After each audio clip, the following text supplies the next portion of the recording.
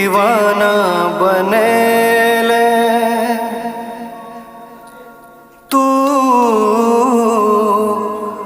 पागल को देले तू दीवाना बनेले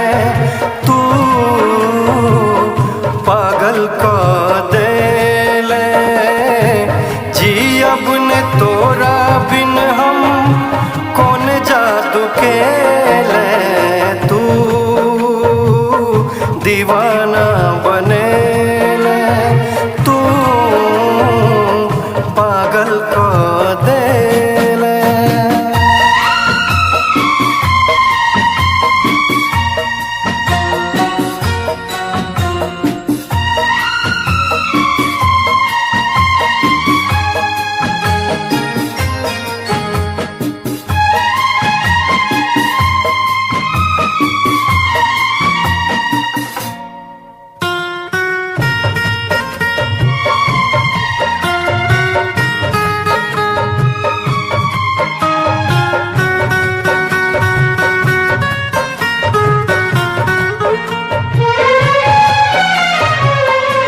पहले न रहे एहन हाल हमर दिल के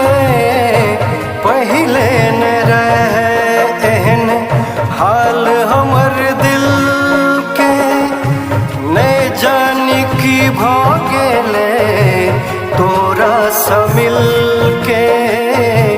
नींद उड़ेले हमर तू चैन चोरेले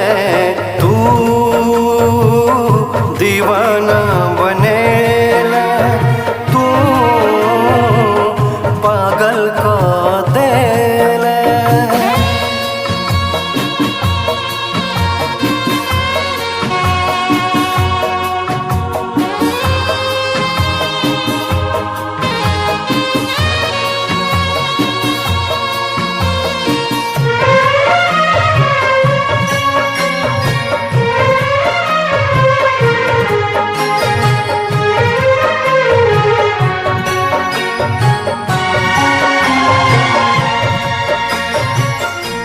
जानै न छलो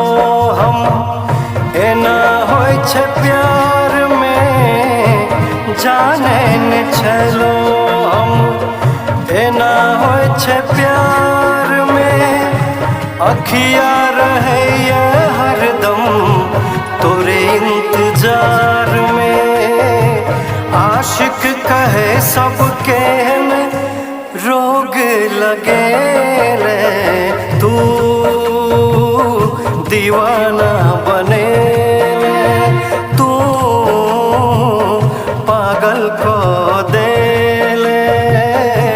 जी अब ने तोरा बिन हम कौन जादू खेले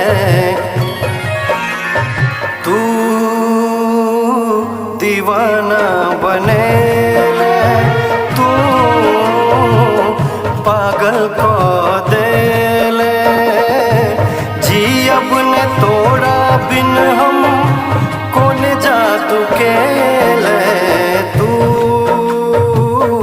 दीवाना बनेले तू पागल को